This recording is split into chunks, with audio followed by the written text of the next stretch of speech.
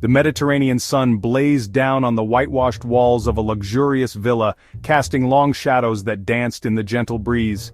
The villa stood as a testament to opulence and tranquility, a perfect escape from the hustle and bustle of everyday life.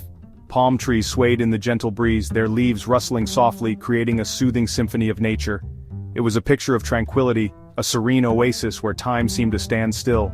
This was Ibiza, a haven for the rich and famous, where luxury yachts dotted the azure waters and exclusive villas perched on the hillsides.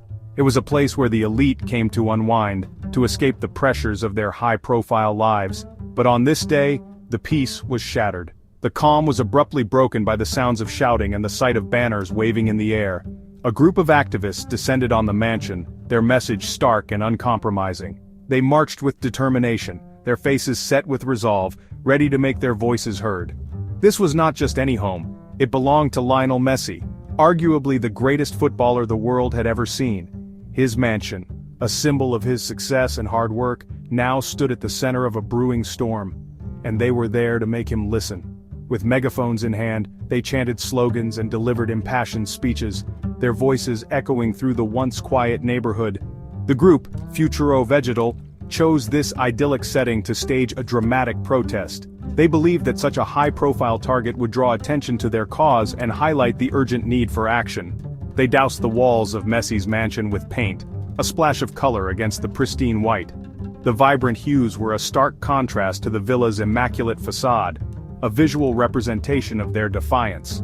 Their target was not the man himself, but what he represented: wealth, privilege, and a perceived indifference to the environmental crisis engulfing the planet. They sought to challenge the status quo and demand accountability from those in positions of power. Messi, known for his quiet demeanor and dedication to his sport, was away when the protest occurred. He was on the field, doing what he does best, unaware of the turmoil unfolding at his doorstep. But the incident sent shockwaves through the world of football and beyond. News of the protests spread like wildfire, sparking debates and discussions about the role of celebrities in addressing global issues. It raised uncomfortable questions about the responsibility of the wealthy in the face of climate change and the increasingly desperate measures activists were willing to take to be heard. The protest was a wake-up call, a reminder that no one is immune to the consequences of environmental neglect. The paint, they later stressed, was washable. It was a symbolic act, meant to draw attention without causing permanent damage. The message, however, was intended to be indelible. It was a call to action, a plea for change, and a stark reminder that the fight for our planet's future is far from over. Futuro Vegetal, a Spanish activist group focused on climate change and animal welfare, claimed responsibility for the act. This group has been known for its bold and often controversial actions aimed at drawing attention to the urgent issues of climate change and animal rights. Their latest act was no different, designed to provoke thought and spark conversation. Their message was clear: the world was burning, and the wealthy were fiddling while Rome turned to ash. They wanted to highlight the stark contrast between the opulent lifestyles of the rich and the devastating impact of climate change that affects everyone, especially the most vulnerable. Messi, with his private jets and lavish lifestyle, embodied this disconnect for them. To the activists, he represented a broader issue of how the elite contribute disproportionately to environmental degradation, while often being shielded from its worst effects. They accused Messi of hypocrisy, pointing to his vast wealth and the environmental impact of his lifestyle. The use of private jets in particular was a focal point of their criticism, as these contribute significantly to carbon emissions. They specifically called out his Ibiza mansion, alleging that it was built without proper permits and posed a risk to the island's fragile ecosystem. The construction, they argued, was not only illegal but also harmful to the local environment, contributing to coastal erosion and habitat destruction. Their act, they argued, was not vandalism but a necessary act of civil disobedience. They believed that traditional methods of protest were no longer sufficient to convey the urgency of the climate crisis, and that more dramatic actions were needed to capture public attention. They were sounding an alarm, desperate to awaken the world to the urgency of the climate crisis. The activists hoped that their actions would inspire others to join the fight and demand more significant changes from those in power. The paint, they insisted, was washable, a symbolic gesture rather than an act of destruction. They chose this method to ensure that their message was clear without causing permanent damage, emphasizing the symbolic nature of their protest. The cost of their protest, however, would be measured in more than just paint. The aftermath of their actions included not only the physical cleanup but also the legal and financial repercussions that would follow. Messi's legal team swiftly responded, filing a lawsuit against the group. The legal battle that ensued was a stark reminder of the risks that activists face when they challenge powerful figures and institutions. They sought €50,000 in damages, a hefty sum intended to send a message. The lawsuit was not just about compensation but also about deterring future acts of protest by making an example of the activists. The activists, however, remained defiant. They stood by their actions, believing that the cause they were fighting for justified the risks and consequences they faced. They were prepared to face the consequences of their actions, believing that the fight for the planet was worth any personal sacrifice. Their resolve was a testament to their commitment to the cause, willing to endure legal battles and financial strain for the greater good. Ibiza, known for its vibrant nightlife and stunning beaches, was facing a crisis. A prolonged drought had gripped the island, depleting water reserves and threatening its delicate ecosystem. The situation was dire, with authorities implementing emergency measures to conserve water. The irony was not lost on Futuro Vegetal. Here, in this paradise for the rich and famous, the consequences of climate change were impossible to ignore. The very water that sustained the island's luxurious lifestyle was running out. They argued that Messi's mansion, perched on valuable land, was a symbol of the excess and unsustainable consumption that fueled the climate crisis. They claimed that the construction violated environmental regulations and further strained Ibiza's already stressed water resources. The drought served as a stark reminder of the interconnectedness of environmental issues. What happened in Ibiza was not isolated. It was a microcosm of a global crisis. The activists saw Messi's mansion not just as a target, but as a symbol of a world sleepwalking toward disaster.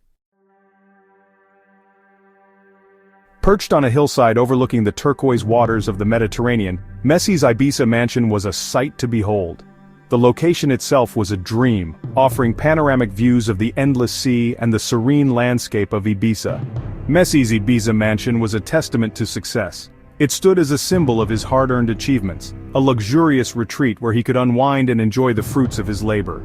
It was a sprawling estate, complete with a swimming pool, tennis court, and breathtaking views. The mansion was designed to offer the ultimate in comfort and luxury, with every detail meticulously planned to provide an unparalleled living experience. It was a place where he and his family could escape the pressures of fame and enjoy their privacy. The secluded location ensured that they could relax without the constant glare of the public eye, making it a perfect sanctuary. The mansion, however, had also been the subject of controversy. Despite its beauty and luxury, it attracted criticism and scrutiny from various quarters. Local residents had raised concerns about its environmental impact, alleging that its construction had damaged the surrounding area. They argued that the development had disrupted the natural landscape and ecosystem. They pointed to the extensive landscaping, the large swimming pool, and the potential strain on water resources. The lush gardens and expansive pool, while beautiful, were seen as extravagant uses of the island's limited resources. The potential strain on water resources was a significant concern, especially in an area where water scarcity was already an issue. Critics argued that such luxury developments were unsustainable and irresponsible. Messi's representatives maintained that the mansion had been built in compliance with all relevant regulations. They emphasized that every aspect of the construction had been carefully planned and executed to meet legal standards. They argued that the footballer was a responsible citizen, and that his environmental footprint was no different from that of other wealthy individuals. They highlighted his efforts to minimize the impact and contribute positively to the community. The accusations leveled by Futuro Vegetal, they claimed, were unfounded and intended to exploit Messi's fame for their own agenda. They believed that the protests were more about gaining attention than addressing genuine environmental concerns. The incident highlighted the growing scrutiny faced by the wealthy for their environmental impact. As public awareness of environmental issues increased, so did the expectations for responsible behavior from those in the spotlight. As the climate crisis worsened, so too did the calls for accountability.